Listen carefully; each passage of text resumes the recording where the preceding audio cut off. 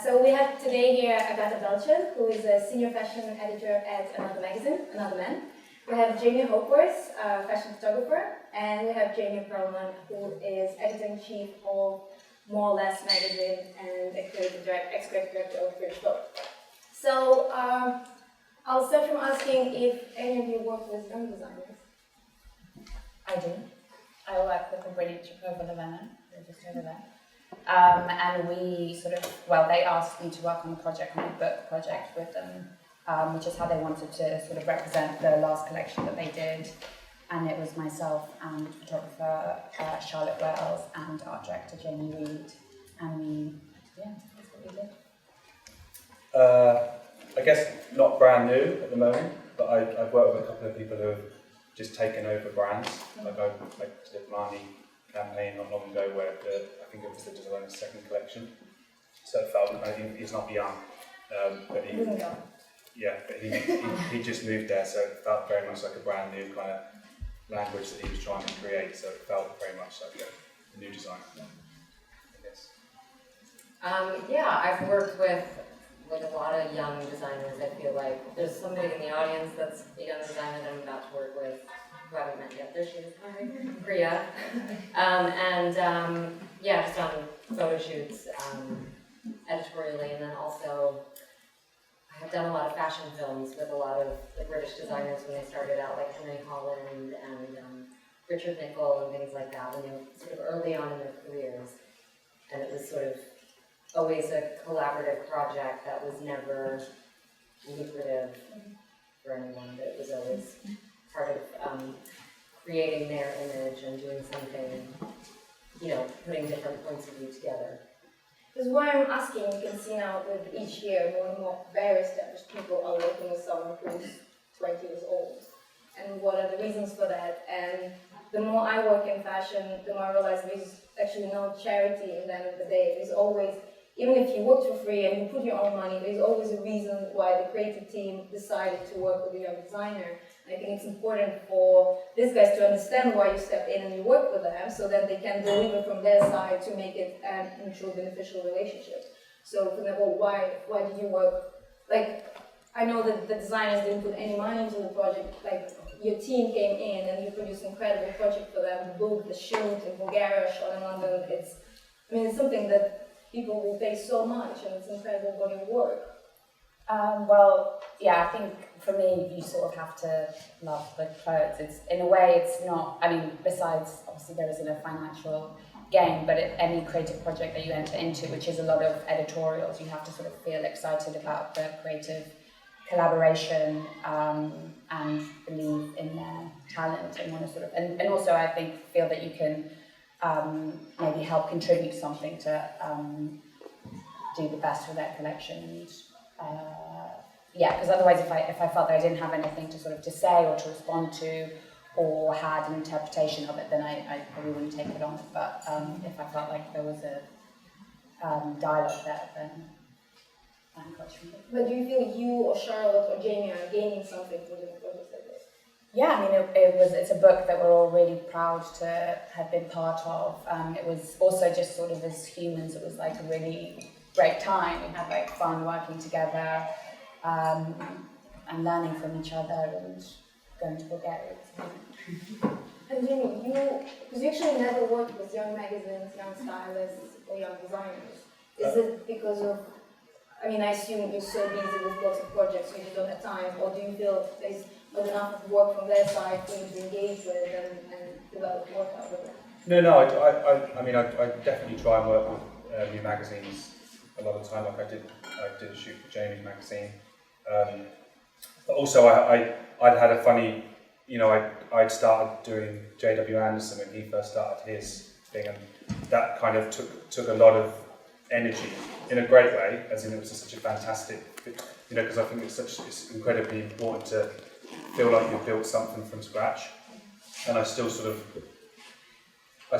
trying to work that out, I think. And I think if there was a designer that came along, you know, in a very natural way, then I would probably do that, but I haven't come across a designer But at the moment where liking their work, or is it a personal connection of someone? I think also I've naturally sort of I think as you're starting out, particularly in fashion photography, your concentration is very much, you're trying to understand that landscape. So I was very actively looking for people to work with, and I started to form a relationship with Jonathan Anderson and Benjamin, who was his stylist, and now I sort of spend less time actively doing that, I suppose, and I enjoy spending time in, I don't know, Bhutan, or taking documentary pictures, because I know that will then inform some of the relationships I already have. So I think that it's probably bad on my part that I don't more actively look for younger designers, I suppose, which I probably should, but I just feel like I'm actually at the moment drawn to concentrating on, photography that feels very much away from that type of thing at the moment, which I think is a healthy thing. I think it's quite, when we were just walking through the corridors now, seeing all the people that are here, you have painters, you've got sculptures, you've got designers all working very close together. So I think that in terms of photography, my way of hanging out with a painter would be to go off and take a portrait. You know what I mean? So it's sort of exploring other things that aren't just, say, working with a young designer, I guess. Because I guess I'm interested when you work with Jonathan or when you work with Emma and Laura, how important for you that the visual language of the idea of the brand is really, really strong and developed, and then you kind of just go with it, or it's opposite when you have lots and lots of freedom, so then they give you a big space to be creative and do what you want. Well, the good thing about working with a brand new team or a brand new designer is that there's that openness there, that complete freedom to, because you're all learning together what your message is going to be, what the language, what you're trying to say. And I think when you start working with bigger designers, obviously that freedom's not necessarily there as much. So, I don't know if that answers your question. Yeah, I would definitely agree with that. Although it's obviously good to sort of, for a young designer to sort of be confident or have an identity that they're, even if it's not fully formed yet, that what they're excited about or where they're coming from, so that you don't feel like you're imposing just your taste or your aesthetic onto someone. That there's, something that you're, sometimes challenging or questioning, and sometimes helping to inspire, or just sort of the natural tension that comes in collaboration. Yeah, I think it's interesting actually, the collaboration between a stylist and a designer, and it must be so different than working in obviously an editorial, but you really have to sort of, their vision, I guess, in a way to enhance what they actually want, even though it is a collaboration. I always find that interesting. Because now many designers, when they graduate, they just have 6 looks, and there's nothing else on top of it. But then there are a few exceptions when they come, and it's so developed, and it's interesting when they approach creative teams, if you actually enjoy that they're so focused. Also, we were just discussing in the team how someone who's 20 can come to you and direct you, or come to Jaime and direct you, because you think they're 20, 23, and they're so inexperienced. Do you enjoy them to be really involved in the process, or do you want them to step back just because they're so young and maybe they have a fun idea, but actually it's super inexperienced? I mean, there's a fearlessness of youth that's like really special and should be embraced. I don't think age makes a difference, sort of whether people can tell you what to do or not. And it's their, ultimately they're the client, it's their brand, it's what they want. So yeah, they should be. Yeah, I really appreciate people that have a strong point of view and a strong vision. And I think the only difference, I think there is like a moment where the youth is really being embraced in photography, image making, design at the moment. It's like it's a real rise of the youth in a way, and I think that's exciting. And I think the only thing sometimes I feel is just pure experience. When you're 22, you just haven't lived through all those years and made all the mistakes that somebody who's older has. So you can still have a really strong identity, but maybe you don't have the wisdom of experience. So it's quite good to maybe work with somebody who has more experience to contrast that and help support your vision, even if it's very strong. Yeah, I think. No, I was just going to say, what's interesting about what we do is there's no rhyme or reason to any of it. So you can work with a 20-year-old who has absolutely no idea, but has a completely raw collection that speaks to you somehow, or you can work with a 25-year-old who knows exactly, or you work with a 50-year-old who doesn't know. It's sort of, there's all these sort of different ingredients that sometimes come together and you create something that speaks, that works, and sometimes you don't, and it's all part of like understanding your work, I suppose. But there's no rhyme or reason, which is what's so great, I suppose. How would you like to be approached? What's the best way to get you involved? A drink in a pub? I mean, yeah. What do you think you would see in a designer? Like the work they will show, the presentation, them meeting you on the bus? I think it's pretty organic. It's kind of nice to have an email. So I check all my emails and look at PDFs people send, and I don't know if everybody does that, but I think, I've had people send me work that I thought was great, and I ended up working with people that I just sort of met by chance. And also, like, I do find people on Instagram, and like I contacted like I think Priya via Instagram, and you kind of can stalk people in different ways. Because it's interesting time now. You also mentioned about the rise of the youth. We actually hate youth. In a way that it all became, like, imagine us, like, half of our team is like 24, and everyone's already stressed a bit too old. Right. And then there's also this weird time when everyone is expected to break through in 2 years, either a photographer or designer. So you have this very short time. How can you develop? How can you grow? I think it happens to many photographers now as well. You see their work, you think it's super exciting. Within 2 years, you just think they don't progress at all. They just shoot so much. Then no one's interested in them in 2 years. And it's the same happens now with designers, how you see stylists approaching, like everyone wants to pick up something really quickly, everyone's excited to shoot for magazines, for pictures, or to style them. So, yeah, from our side, we think it's actually a very negative trend.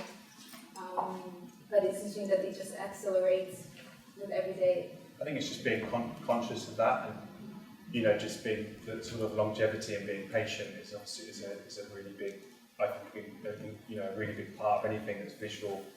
You've got to just sort of, I try and tell myself, you just got to try and take your time and not do too many things, and just keep it, quite focused, I suppose. Which I think when you first start out, that's very hard to do, because you feel like you're losing out. Like I should be doing this, I should be doing that. So I think it's just being conscious of, because I think that's always going to remain. Regardless of social media or whatever, and the speed of things. I think the longevity is always going to bash through that immediate, what people want immediately. I think also, like, you're like a prime example, because I remember when you started out, you were like the young photographer of the moment in a way, and you were so young and you kind of rose to fame. No, but and obviously you're still young, but you've now your success has been for years and years now, and you set a good example, I think, for people that it's not necessarily a trend, and you've always had a really strong point of view from what I can tell, and that's really persevered through. So. I think trends come and go, and it's how you measure success as well. And I think if you do what you believe is good and you keep doing it, you'll succeed, at least for yourself. And But us working a lot with media, and now you have your own magazine, that work with another. We see this interest of everyone's super excited about first season. Everyone may be excited about the second season. It's almost impossible to get a feature about the design in that third season. It's the same how people are picking up designers for the shoots. Is it unconscious choice, or is it? It's a good question. Because one thing, just to slightly answer the other question, is to say that I think it's good to know that everyone feels the same. Like, no one likes this like trend of like dropping and like speed, and everyone wants to sort of slow things down and and not just like rush in and rush out. I think obviously there is the setup with like graduate shows, but that's where you can see collections, and then in a way, actually, the good thing about Instagram is that is a good way to keep up with designers after they've graduated, because before it was like you'd see it and then you wouldn't know how to contact someone. And obviously with on Granary, all the ways that you support young designers, all of that communication and strengthening of relationships then it's just about information and awareness and knowing that people are still making stuff, and you can, continue working with them. But I don't think it comes from like a bad place, and I don't think it is also about the hype, because I think there are so many. I mean, we work with designers in another. We often make commission sort of one-off pieces for special projects, like we've done with Tenants of Culture for this issue, and I've done with John Skelton before. And then so you have that as well, like another way of communicating that it might be someone's collection that they've made that season, but also you might want to make one-off piece. You know, there's other ways to support people after the project. There's probably what interests me the most is when you take a magazine like Moon magazine, which I really like, but then you think, why guys do you shoot Prada for free? It absolutely makes no sense why creatives would shoot those massive brands like Louis Vuitton and Prada for free. I mean, when it's editorial, it makes sense, but why not go and pull younger designers or artists and do something creative? Or is it just because you really like the designs that those guys do? Yeah, because also you're sort of expressing the mood of a season, so if that collection is relevant to that season, you want to... I mean, with another it's different, because I imagine the credits and there's like the way the magazine is working, but there are lots of those that are small and younger and they don't have the pressure, they don't actually need to shoot. This work as a portfolio that you need to shoot those brands to then show Prada that you can shoot Prada well, so then they commission you, or what's the point?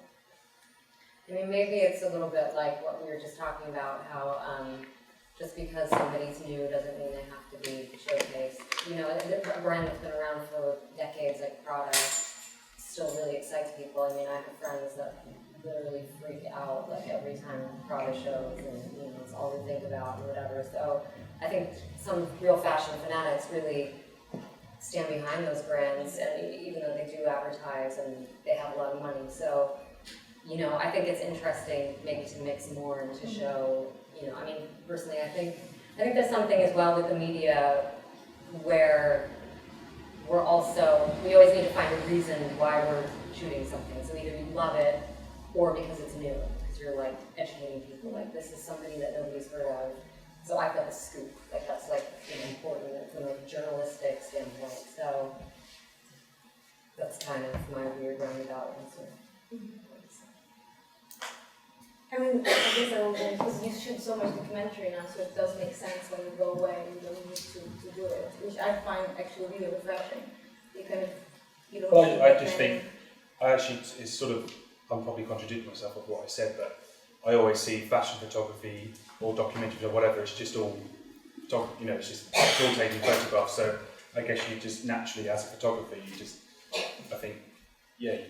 get inspired by different things naturally. So sometimes it's great to be inspired by a dress or whatever, and then you can be inspired by a person, or it's all just one thing. It's all just photography. So it's not. I guess I'm not consciously thinking, okay, I need a break from fashion, so to speak. I'm just naturally just moving around whatever I think is kind of interesting, I suppose, without consciously thinking, oh, this is that sort of thing, I suppose. Kind of in the way that creative director, photographer, and stylist is kind of the perfect creative team for shoot. Can you walk us through, kind of how you come together, how the process works from kind of one of you decides, oh, we're doing a shoot, and then who approaches who leads the team, or is it everyone's equal? How much do you communicate with the brand or with the designer? I think it just varies. It completely varies. Like I said before, there's no logic to what we do, what people do in this industry. There's absolutely no clear way of doing things. So it sort of just depends.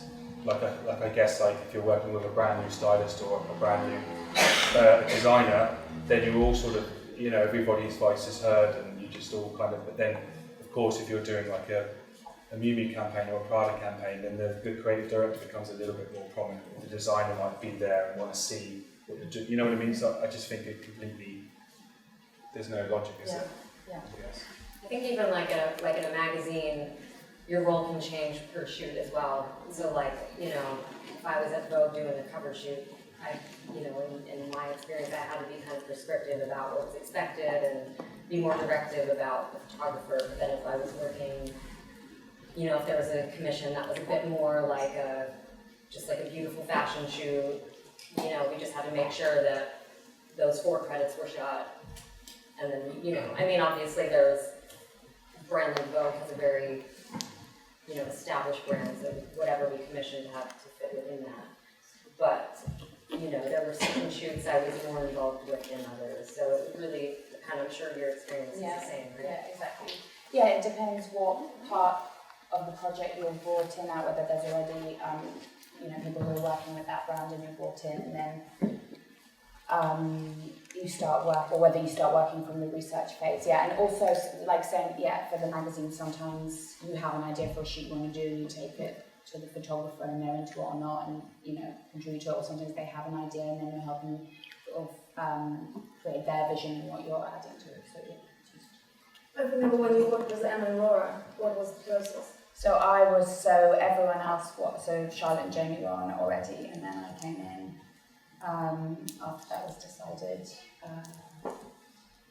Just met one night in Bulgaria. But did all the ideas came from the girls? Was it just them, Jamie taking kind of the research and then completely pushing it their way, or?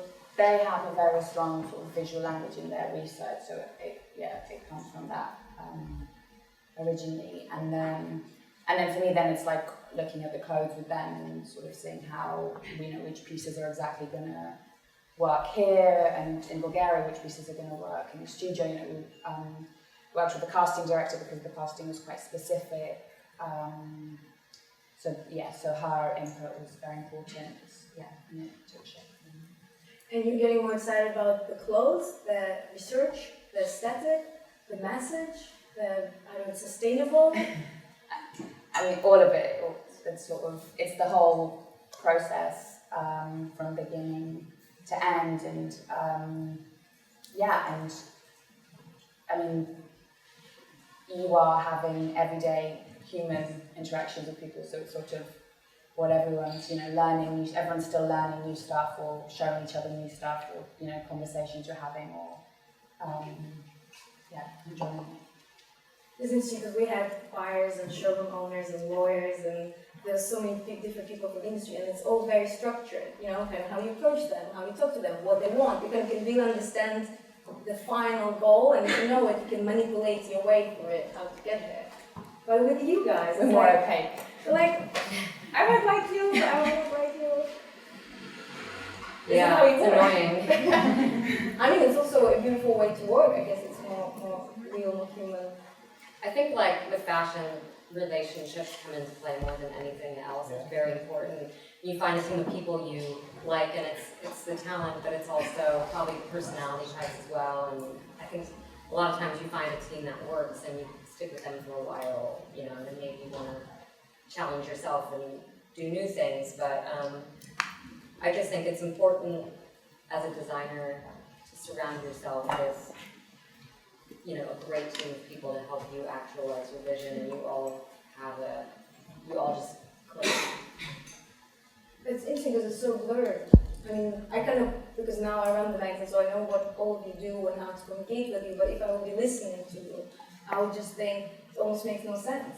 Because I almost would... It definitely doesn't. Yeah, I almost would struggle to figure out what each of you... I think I think the most hardest thing and the most important thing is just to understand what it is that you like personally about anything. You know, if you like the colour red or you like green or what. And I think once you begin to understand personally what it is that you like, you're then attracted to certain people, you're attracted to certain stylists, and you start creating work that works because you all have a similar sensibility, or you appreciate. So I think in terms of the logistics of everything, yeah, it's a complete sort of nightmare of unlogical scenarios. But I think at the core, if you just know what it is that you like, then that's, and I think you understand that from doing, from looking, from researching, from, you know what I mean? I think that's at the core, and that's what's most logical in terms of what, you know, But then there's so much stuff around, and I guess like any job, there's no, I mean, I don't know any job, but you know what I mean? I think. Because I guess if I would, as a client, hire Agata, I would almost not be sure what amount of work can I expect for me to produce for me, you know? When will, some designers are now asking us when they're bringing stylists to help them with their shows, they don't know if the stylist will show up 2 days before the show, or they will show up 3 months before the show. Will they be involved in all research and designing and kind of directing them throughout, or will just they put the looks on the final day? And is there some sort of, is it just all goes through communication, or are there some norms in the industry? Well, I think the problem is because when you work commercially, you can work in those different ways. Sometimes you're consulting over a long period of time with a brand, you set up a relationship that grows and grows, so you're there from the beginning, and sometimes you are just starting the show, and the collection's all designed and you haven't had any input in that during the last sort of week before. So then it could be any of those options. It's how they want to work with you. But if you work with, I mean, with most young designers, you always work on paid. So how is it just about how is that defined? Or is it about the pushiness of the design? I think, well, I don't think pushiness necessarily helps. I don't think any of us would be bullied into anything. You have to really like connect with or admire what they're doing and have some sort of resonance with that. Right? Yeah. And feel like you can give them the right amount of time to do it. Like, I wouldn't want to do anything half-heartedly, so if I didn't feel like there wasn't enough time or I couldn't offer enough support, then for me personally, I would probably say, I don't think I can do this, rather than, I probably wouldn't come in like a week before. I probably want to have the depth and length of the relationship, but people might work differently in that way. When you start working with anyone, do you look forward to a very long-term relationship, or you don't think that way? And when should you stop that long-term relationship? Do you think it kind of almost can overtake you in a way? I think it's just a feeling again. You can't. I think if you sat at home and was like, right, 2 months, I'm gonna. It's just, because so naturally relationships end. I work with designers that I've just sort of had enough, and I'm like, I can't do this anymore, so I just stop. It's just a natural. Everything sort of peters out, I think, at some point, and it's very healthy for a designer to move to, after however many seasons of creating work. It's extremely healthy for them to be like, okay, well, I need a different point of view here, because this one's maybe not fulfilling what, and people change, so, we're all sort of, you're dealing with people, so, everyone naturally changes, so you just sort of, I guess you just feel it out and then stop or carry on or not. Yeah, so I mean, it's good to have a level of self-awareness, like when Margiela even, stepped down, he's like, Helmut Lang have contributed everything that I had to contribute, so he stopped designing, and I hope you can sort of be honest enough with yourself to be like, I'm actually not going to add anything positive here yet. And long-term relationships are great, but change can also be good. You mentioned choosing someone by similar sensibility. Is it really important when you look at other designers' work? Can they kind of choose you in a similar way when a designer knows this is my aesthetic and Jamie is similar, or Agata with Jamie? And can it be the way for them to approach you, or will you be open to look at different things? I think it's both, I guess it is, kind of like what Jamie said, you decide what you like. And sometimes I like things that surprise me and isn't naturally something I would do. So that kind of, that to me can be really attractive as well, something that's quite different, So it doesn't necessarily have to be a similarity, I think it's just something that you're pulled to for something. And because your position is creative director, and now there's a creative director in every brand, and every design is pushed to be a creative director. How does it work when you work on a project and there are two creative directors, in terms of kind of how the roles are divided? And yeah, I think that's always a blur. I mean, I think when you go within brand, the designers are called the creative director, what I do is an art director or something. I think within a brand, the creative director is the designer. So Justin, I think you can either, the designer could be led more by the vision and the image of the art director, or the designer takes precedence. It just sort of depends on which brand it is. But you know, somebody like, for instance, like a Hetty Singing, you know, I think he seems to me, he's got such a strong vision over the aesthetic of the images that are created. I think he makes the images himself. He designs the clothes. I don't see what necessarily an art director, how much influence they would have on what he's doing. Then maybe somebody who's a bit younger, you know, like the relationship Jamie and Jonathan Anderson used to have, you know, maybe that was more of like a collaborative thing, like creating this image together, it's new. And a creative director, I don't know if there was an art director either. Was it Chris or? Yeah, not really. I mean, yeah, there was sort of, again, there's no logical thing to it. As in, you know, there was no specific, it was all just conversation, you know, just all sort of conversation of many different things, and it just out pops a photo at the end, sort of thing. It sounds like you're jobless, guys. Oh, what? You're all jobless, and like you're making this weird, interesting choice. I think, I mean, I was going to say that I guess if you're in a position where you're in a shoot and you're making all the decisions and you're giving it all the shots, then you're probably not in the right scenario, because I think that it's a collaborative job that we do. So I think if you find yourself calling all the shots and you've got such a clear role, then maybe that's not good. That's not that great. I don't know. It's sort of a funny one. I don't know. Yeah, you know what I mean? yeah, I think so. I think also like the idea that you might have all the answers for everything seems quite alien. Like you're sort of open to having, to being shown something, or having your mind changed even, and doing this, disagreeing. I think disagreement is like a great thing. Yeah, that's a good point. Like, you know, I've had so many, particularly sort of with some stylists, I've had, you know, the kind of arguments that we've had while taking pictures has been an absolute nightmare. But it sort of somehow worked, you know, sometimes it doesn't, and then you never work with them again. But, you know, or whatever. But, you know, you can just tell when that sort of friction and that kind of, you know, it's like what Jamie was saying about, you know, of course it's important to know what you like and you share a sensibility, but that they can conflict, you know, they can really like butt up against each other, and that's also, you know, fascinating. And I think probably that's half of, you know, and I think that, funnily enough, I think in terms of photography, I think that, I hate to sort of say it, but I think like with the nature of being on a set, you know, when I was assisting, there was screens on set, and no one could really make a mistake ever. You know, this picture came up, and it would be like, no, that's not right.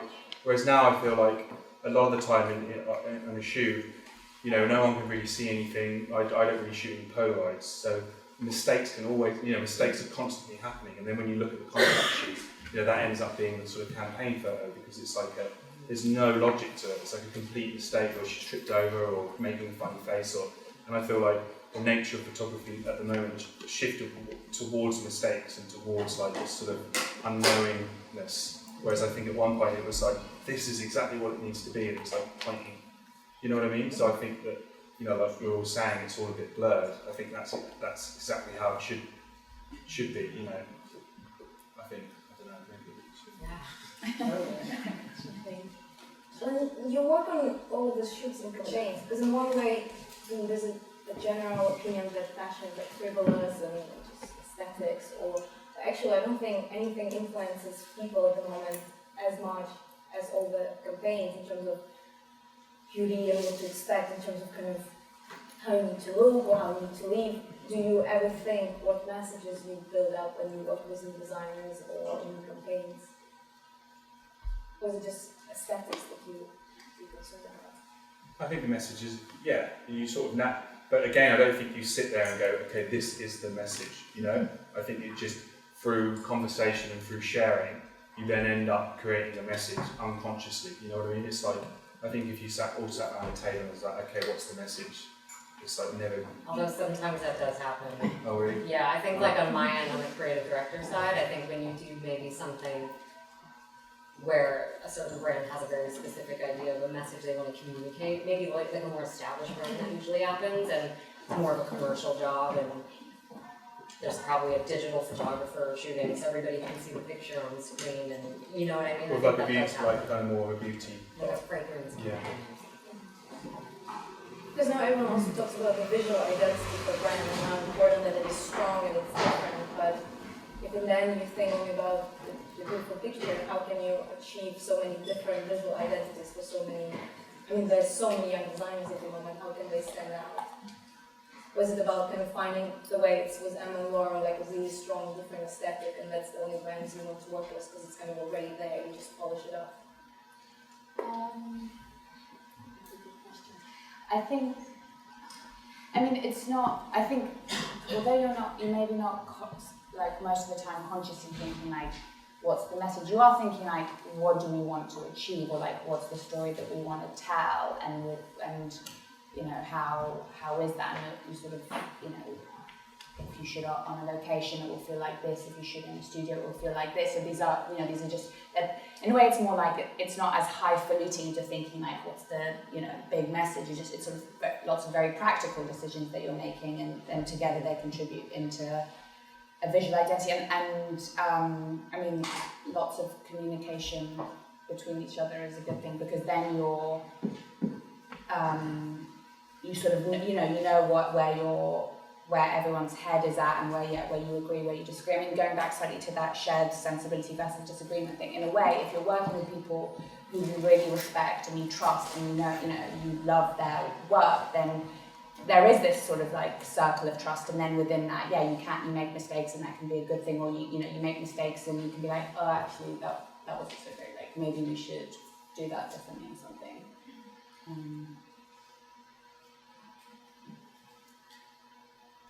Give a count with the question. When you work with young designers, but don't think about big plans, think about young. Yeah.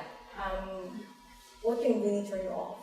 Is their behavior, something in their work, an ugly PDF? I think in the past I've sometimes received from people a kind of like, when I've done a shoot somewhere, you know, they'll send like a PDF of references, which I always, I think to be handed a PDF of like, okay, you know, these are the photos I kind of want to achieve, or this is the message, or something like that. I always really struggle with that. I think that the idea of, you know, if you're together and you have a meeting, and you know, you can look at painting, or you can look whatever, you can read a poem or whatever, then you know, you then start to understand what you're doing. But I think to be sent, you know, some brands I get sent like comps. And if I receive it, I'm just like, well, this is stupid. I'm not going to do it, because it's just like, why? It's like the weirdest thing to me is to receive a comp of like, okay, this is the kind of image that we want to do, because it's just so. I really believe that there's not that much logic, so you can't, you know, if you've got in your head like, I don't know, 10 images from Italian Vogue from the 90s, which I see so much. It's like it's sort of like complete. It becomes a very pointless exercise to me, So and that kind of happens. Well, nothing, absolutely nothing. You know, like a conversation on the phone about, I don't know, something that hasn't got nothing to do with But then fashion. a conversation on the phone, you can have one with someone you already know. What if one of those guys wants to approach you? Well, yeah, no, that's different. I thought you meant in like if we were out to do a shoot, which then we'd obviously we'd build a relationship enough to talk. You know what I mean? Like the.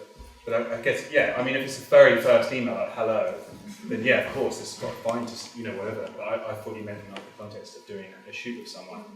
I just struggle with the idea of being sent, you know, such a But is it possible for someone young to send you something so exciting that would be like, yeah, of course, yeah. but you don't know what it can be. You will know when you see it. Well, yeah, I mean, that makes sense. Yeah. No one has to surprise you. Yeah. Also, I mean, in a way, again, it's like just you're dealing with people, so sometimes just like, hello, hi, this is who I am. You don't necessarily have to put everything in it, like the references, the collection, or that. Just sort of being like, hi, you know, I like your work. This is what I, you know, would you have time to meet? And you sort of start a conversation. I find, rather than everything's been, you know, like someone might feel like they have to have everything decided or ready to go, or be like polished, and you know. Did you ever have that you would stop working with a young designer because of whatever reasons? No, I don't think so. I haven't done that yet. I mean, I think it's completely normal to stop working with young designers. It is normal to stop working with any designer if there's a natural or if you fall out. I mean, you might stop working with someone for bad reasons as well as good. I think also it could be like a financial thing as well, because working with a young designer, you're doing it for free and it's your time. You might not have the time at that particular moment or things. And also young designers grow up, so where are they going? Where how do the relationships form as time goes on? Because I think we personally went through a really interesting stage of starting the magazine thinking that every photographer loves full freedom, and then us being super polite and sending these long emails and really allowing them to almost, it felt as one-night stands that everyone would do without a magazine, and they'll just do whatever they want and leave next day, and then probably won't happy yet, they'll call us again and we'll send this issue. And I thought that that's why they work with us, because the one-night stand is awesome. Yeah, and then with time we learned that actually they enjoy, like now it's so, it's just more and more control. It's like this full research and ideas in advance, and we do like, for some photographers we did like 150 people casting, layouts and everything. And we realized that most of those people, that's when they really enjoyed working now with us. But we learned that only when we build relationships, and we learn how creators work, and we learned that it's not about just, because everyone's just kind of, even in college, everyone's telling us, oh, just give them freedom. Everyone wants freedom because they work commercially, so then they crave freedom. Actually, most of the people who work have no time to think. So when you come again with a project to them, they're just so stressed, and they're like, I have 3 days, there's no way I can come up with a concept. So I really appreciate that you put 2 weeks of your time in developing this thing for me. Is it kind of the same for you?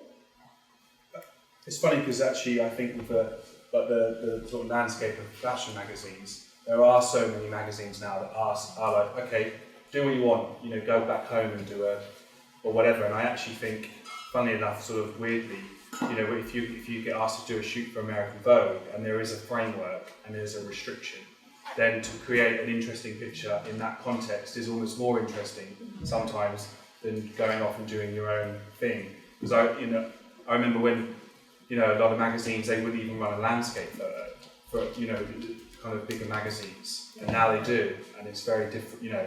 Even British Vogue, now they it was so hard to get Blank page. Forgotten the editors. And Alex. Yeah, Alex, to persuade Alex to get a weird photo or like something that didn't have a full credit in. And it felt exciting to do that, because, to push against something. So I think when a magazine now comes along and says, well, you can do whatever you want, it's actually sort of less interesting, and not because you can't think or you're under pressure. It's actually because it's actually really great. I always think with fashion as well, it's always nice to push against something anyway. So Because I was just think that they're lazy when they push people away. the what? Sorry. The magazines are lazy. What if they said do whatever you want? Yeah, because I feel it's so much content, most of the magazines take the cover off. I really struggle to understand which magazine I'm looking at. So, and I think that's because everyone just needs to produce lots of content. And I think by doing our magazine, we learned a lot how designers can work and how they can approach teams and what work. I think it works almost identical. And then again, I learned that all the photographers I work with now, I'm almost dating them. Like, you can have the first coffee and you just think, Tinder date worked out, didn't work out. And then, and it just kind of either goes or it doesn't go. And after that first coffee, we either work all the time, I never go for the second one. Okay. So I just almost feel that this should be an advice to designers as well. It feels so personal, and I also feel, we help designers, but I almost hate them at the same time, because I feel that they're getting really spoiled now, really entitled. I think that all of you guys do so much for them in terms of like really working with young ones. They all expect it now. We have BA graduates that will tell us that they don't want a stylist who works or self-service, but they want Jane Howe. And you just think, what did you do to work with Jane Howe? But then they will show you some other young designer will say, why she can, I can't. There's kind of no criticism about the work they deliver or what they do. Mm-hmm. And it's an interesting situation, because in one way, you do your best, but at the same time you spoil them. And we spoil them as well. So it's kind of interesting how we're going through. Yeah, I mean, the grass is always greener, and you know, everyone kind of feels like that, I think, naturally as well. You know, I think whatever position you're in, even if you're, oh, God knows who, you know, you're always thinking, oh, well, I should be doing, I should be that, I should do this. And I think it's the nature of our industry sometimes, is that you're so aware, you know, that again, because of Instagram and all that stuff, you're fully, you know everything, what everybody's doing. Mm-hmm. So I think it's just a natural, and you know, you either grow out of it or you don't. But I think particularly when you're younger, you're so frustrated that, you know, it's not necessarily a bad thing, you know, to be like really frustrated that you're not working with that person, and you see someone and that kind of pushes you along to, I think a little bit of it's kind of healthy. Yeah, I then think frustration is good. yeah, it's just a fine line, I think, because that frustration can then turn into when you're bitter. If you turn to bitterness, then that's not good. No. I feel like with photography particularly, you can really feel if someone's a bit bitter. You know, you can see it in their pictures, almost very sort of. Also, But, sorry. No, sorry. Interrupt you. I was gonna, I would say to that designer who thinks they should be working with Jane Howe, I would say, well, what is this other designer that is working with her? What are they doing right that you're not doing? You know, what is it about them that Jane finds sophisticated enough or interesting enough for her to collaborate with somebody who's got so much experience and, she's so talented. So I think you can, when you feel envy, I think you can learn from it and use it as an educational experience and say, well, what have I not got that this person has, and how can I get it?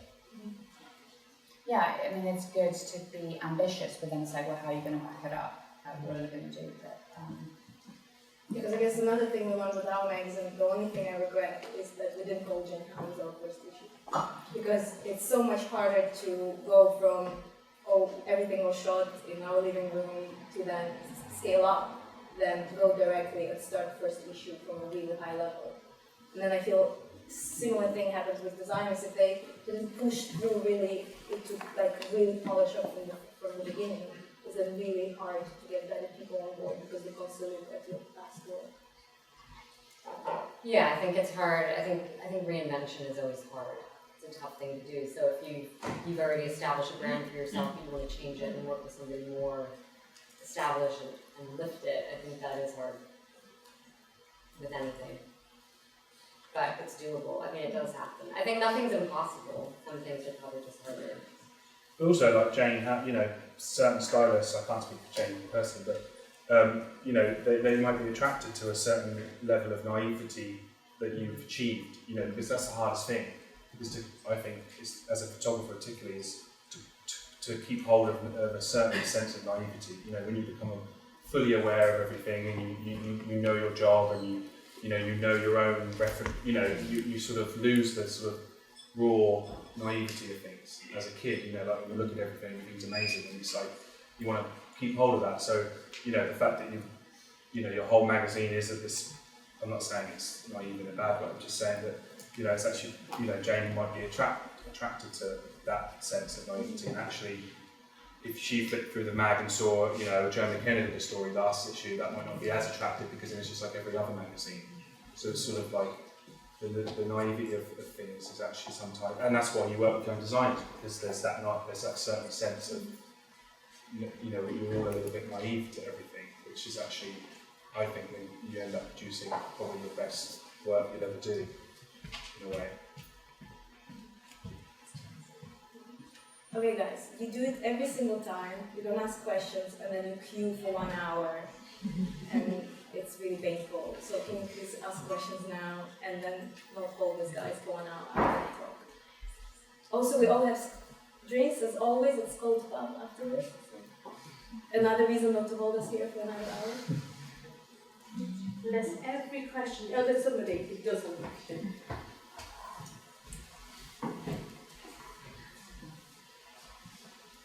Hi guys, how you doing?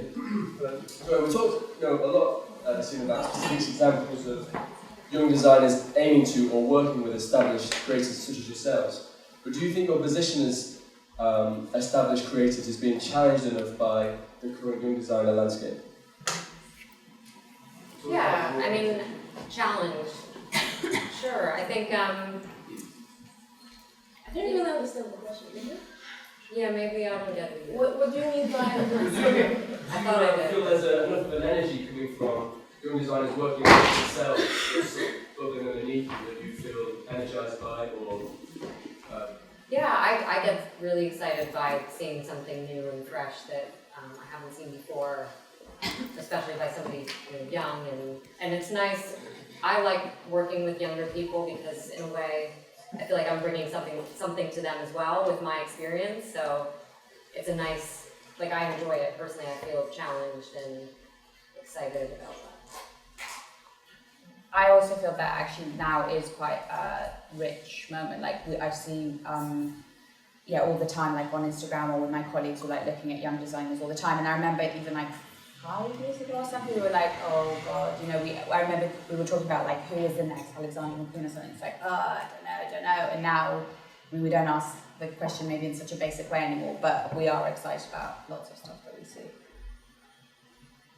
I get tired, but I'm tired just with the phrase young design. Because it's like, there's like thousands of them. And probably, I don't know if you hear about young photographers, but yeah, it's really, I almost like question how do you keep excited and you pick them out of all of this noise. So there are like thousands of them. Like I run a really small magazine and I probably received at least 30 young photographers email every single day. Maybe you get more. I don't feel like I get 30 young photographers every day.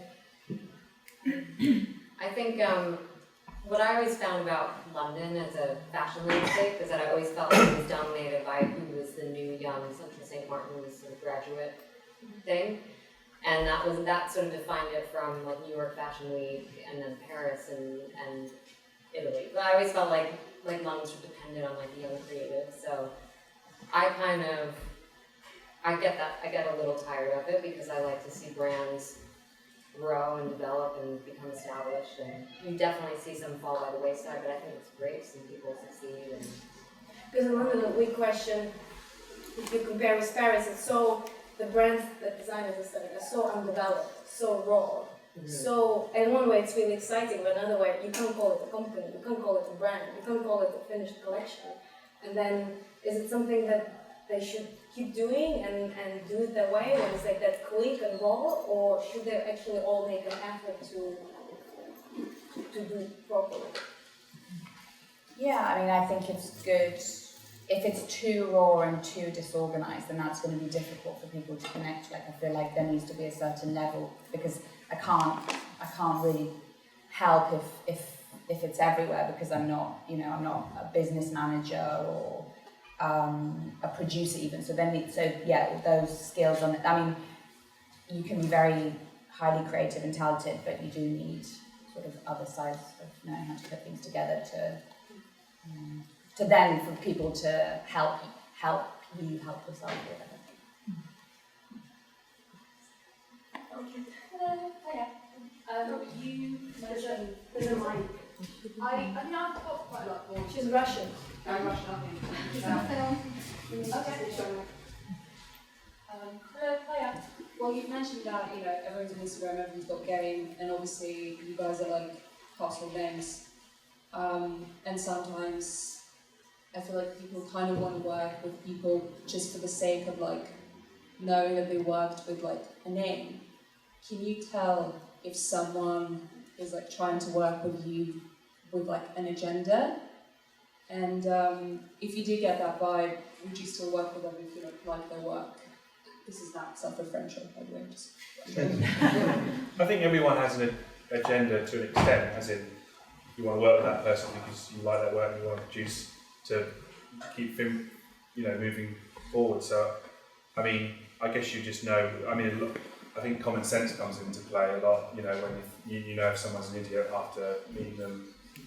You know what I mean? I guess you just know if there's stuff. I don't know, really. I think exactly. I think you kind of I think the fashion industry is filled with really ambitious people, and everybody has a little bit of an agenda, and you just kind of all work it out. I don't know. But I think you can, I can definitely tell if there's somebody I don't really connect with. I think I've got good instincts about who's real and who's not, but, haven't been proven wrong. Well, we had last week talk with buyers and from Selfridges and Matches, and both of them were like, if we like you as a person, you're 50%. And it's kind of, that's where you're similar with them. It's all about, in fashion, it's all about the human connection. I think even with models and casting and stuff as well, like people don't realize how much personality goes into that. Like if you really like somebody, that kind of makes them more attractive and more of like having a connection with somebody you want to photograph them. Yeah. It's funny because from a photography perspective, when I first started taking pictures, there were certain people that I had a relationship with that was such hard work, but I put up with it because I was trying to, as you do when you forge your career, you just put up with certain things, and then there's a point when you're like, oh, I just want to work with someone nice. I just want to work with someone who I can actually be friends with as well. So I think it just shifts depending on, because everybody, there is a certain point when you have to sort of bite your lip and just get on with it because that's the nature of a job, I suppose. And then you sort of, so I think it sort of just depends on where you are and where your head's at. And again, like I say, it's about relationship it's a personal, cheesy, but like a personal journey. So it depends when you want to get out or come back in or whatever. So, someone might have an agenda, but you should put up with it because, because it's sort of, you're forging something. You're kind of all going somewhere together, right? Yeah, and then there's a point where you might just jump ship. Hi, so quite a few young designers become Vogue and disappear after about 3 years. How can they last long and have longevity? Sorry. You look at me, so I feel like you asked. Sorry. And I Because forgot you my like answers to everything. But I probably have the best. You're probably the best one to answer that. My point of view of this is, it's so complex. You need to work your ass off. You need to surprise every single day. You need to be grateful because so many people will work are absolute crap. When you're used, and the idea that you think you work with someone and then you could come half a year later after you didn't even think. It ruins all of this relationship that the guys are talking about. It ruins for you. And if you want longevity, I think it's about building lots and lots of circles around yourself and be grateful to those people and provide them something that they will want to help you, because there is a charity to a limit, 1 season, 2 seasons, but why should they keep supporting you? And you should be asking that question. There always needs to be a win-win situation. Like when we do a magazine now, I know how the agencies work, I know how the photographers work, I know what I can offer them, that they will benefit from the project, that it will be interesting, or the connections they will build with someone, or the jobs they will get throughout. There's I don't ask for charity anymore, because how long can we survive on that? I think you just have to ultimately I think, of course, there's lots of things, but I think if you just really love what you're doing, if you really actually love what it is you do, But with designers, you will be just an artist, and you're of course, but I think that at the core, 100%. But I think that, again, at the core of things, if you can ask, you've really just got to, because it takes so much energy and time to make a kind of a dent, and I think the only way you can give something that much time is if you love it. I think if you come from a complete business mind or something like that, it will personally, I think it will never work. I think if you deep down really love what you're doing, then I think, of course, there's many, like you were saying, that you can't, I love photography, but if I'm a complete nutter, I can't even load a film or something, then you've got to have some common sense, and there's other ingredients, but I think at the core, you have to, because it's such a competitive, we're in like the most competitive space, I'd say. And if you don't have that love for it, then I don't think you'll see. You just won't have the energy to. I agree with Jaime a little bit. I think it's important when you start, but I think running a magazine is we discussed with quite a few designers, it's exactly the same model, how you paid, when you need to put money in, what you need to produce, in terms of the cash flow. And if you're like in your third year and you're not paid, and the whole team is not paid, and everyone has a side job, and it's really hard to remember that you love it. So there needs to be lots of other reasons why you do it, or the system you have in place, how to do it, how to keep building it. You need to have lots of people around you who will help you to persevere. I mean, I have mentors who would sit in front of me and would say, next 5-10 years, you won't be dating anyone, you won't be making any money, you won't be this, you will sacrifice everything, you need to go home, decide if you want to do it or not. It's not romantic, it's not nice, it's not fun running a brand. I mean, we read in another that it's so exciting, you have Charles Jeffrey Loverboy party tonight. It's not like that. I think you all want to be famous.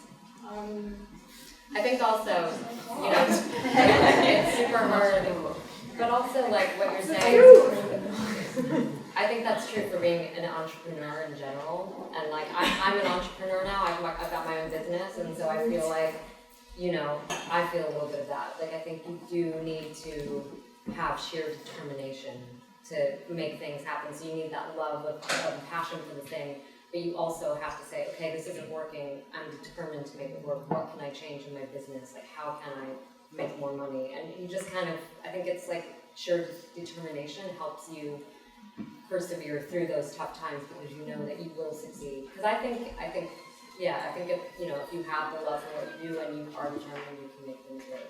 Yeah, I just, because I agree about love, but if I would ask myself every single day, if I love what I do, go would be back to Ukraine already. It's like you build. It's almost like you build at those years when you do have support and you are starting out. Like you have shit days. If you terrible days. Yeah, no, of course. But I feel like if you build a solid foundation, then the really shit days when you're like, this, I'm not doing this anymore, whatever, then that you sort of can fall back on that core, you know what I mean? That sort of like thing that you've built right at the beginning is like a deep sort of love for what you do, and then of course there's that. I mean, there's 9 times out of 10 I feel exactly the same way. But it's like you sort of have that core. But if we can go to the Vogues and shoot something beautiful there, when designers or people that run magazines do like same studio, same mannequins, same fabrics, same like there's nowhere to escape. You like walk to a space to that. So I think that kind of. Let's have one more happy question. And So last question, everybody, make it a happy one. Thank you. I have a question. I've listened to you and thought about this relationship that you talked about between the photographer and the designer. And your question is quite relevant about, you know, how do I make it? But I haven't heard the importance of the end user, the consumer. So my question is, when you do a photo shoot for a brand, for a designer, do you think about who's going to buy the product? Personally, I've never thought about that. but I don't think that's I think obviously it's going to shift naturally. But I think as a photographer, I think the last thing you want to be thinking about. I think because so you're working with a designer who creates a dress, then they're thinking about who they want to wear that dress, and it's my job to photograph it. And I think if I start thinking about from a photography perspective, okay, I need this to. I mean, funny enough, I don't even know who wears anything I photograph, and I never think about it. But I don't know. That's not necessarily a good thing. That's kind of how I just complicate things in my mind. I think it is a good thing. I feel like I do think about it sometimes, like when I'm working with young designers, whether the decision, or actually with any designer, whether they younger or older, whether you have to make a conscious decision sometimes. Do you want, this is unwearable, is that okay? Are you happy with that? Does it matter? Is it, relevant and important for the vision? Or, do you want it to be wearable? And different things are important at different times in a brand's life. I do think about that. But also, but it's just one of the things. It doesn't have to be. I think it's pretty important at the moment, actually, because because the economy isn't great. Because you're talking about the function of the clothes, right? So I think from then, once that then translates to when a photographer's on board, then that exists. That that dress is like that. So then I would say it's not my job to then be like, okay, so this image needs to be attractive to so and so, because I think as a brand, as a designer, as a stylist, you then approach a certain photographer that you believe is going to express what it is that you think the function of this dress is or not. So I think that then, you know what I mean? I think that's, yeah. I think the creative director and the designer probably think about how who's going to buy the clothes, and then they're like, well, exactly, and we just want like a really beautiful picture with good things, or we want something really clean that's going to appeal to women in the Hamptons. You get somebody else to do it. And if I can sort of quick answer from our side is, I probably divide everything in two parts. One is commercial media and fashion, and then kind of very aesthetically beautiful or intelligent. And I think we believe that we should be educating our reader or the people we want to be surrounded by. So then we should be producing things on a very high level, and even if they're not accepted or they don't sell really well from the very beginning, I believe with time we will educate the people who are around us. But if you just go and do what sells, it's the same as media. You just constantly see Kim Kardashian and it's like the same stuff because that's what producers likes. And I just think long term it will be very set and I think also there's no trajectory that likes equals sales. Right at the moment, like I think everybody's trying, like all these brands and market directors are like trying to work out like who likes equal sales and what does equal sales and statistics and stuff. But it's interesting what's on Instagram and publicity and stuff like that. I don't know if necessarily that sells the clothes. I don't have evidence. Yeah, I just want. Okay, I can speak like this. I think just wanted to ask because I think the main reason why we do this is like telling a narrative. So if, as a photographer, it's not the same narrative you think about.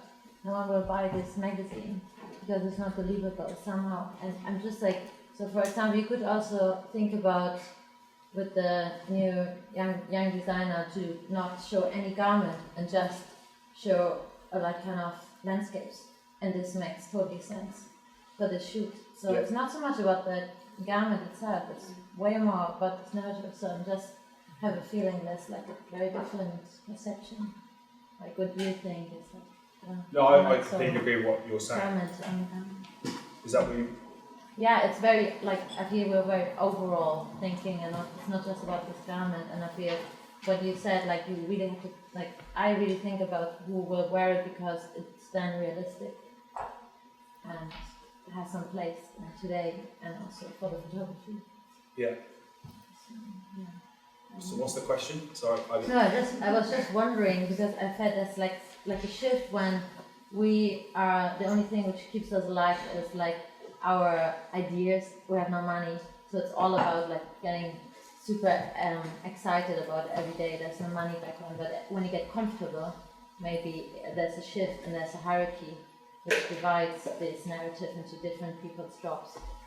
And I think, that's very interesting. I just realized this. Yeah. Yeah, I think I agree with what you're saying. I think I. I was gonna say, well, no, I was gonna say just like to react to what you said.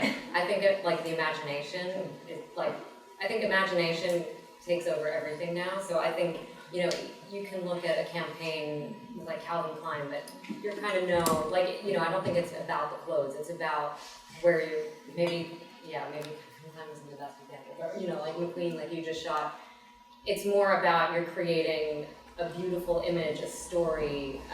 It's like taking your imagination somewhere, and it's about this feeling you get, and it's less about specifically about a garment or like an object. And so you can have there's like the Miu Miu ads in like the 90s or something where it'd be like a picture of a swimming pool and there was nothing, there were no clothes. But it was just like it was a branding message. It was like an image. It's a directive that takes your imagination somewhere, and you want to be there, and it intrigues you. Like I think intrigue is a big thing as well with fashion imagery. So Yeah, I think any interesting brand has the ability to, you're just building a universe. You're building the world of whatever brand it is you do. So, you can photograph a swimming pool, and then for one campaign, and that's suggestive, and it conjures up all many different things. And then the next season, you do photograph a garment, and then you start building this world. And I actually think it's completely healthy to be like, okay, so now we need to show the garment. We need to start making money. Because that's another interesting cultural thing to try and do. Because you could be in your own little room photographing, little bits and bobs and trying to create a story, but you ultimately have to sell your dress. But then it's how you take the bridge between doing the still life and doing the dress, how you sort of bridge them and keep intact your universe. Because I think some brands, obviously, the sad thing is you look at all those amazing pictures that they used to do, and now suddenly the bridge is so far that all you see is a commercial photograph, and it doesn't really doesn't transcend anything but just selling, I want to sell a dress. But I think a successful brand manages to somehow do a commercial photograph, as in you can see the dress, but it still keeps the message alive. So I think is that what you mean? Yeah. Yeah, I think that exists. Well, sorry, you can go. You can run this picture go afterwards. Okay.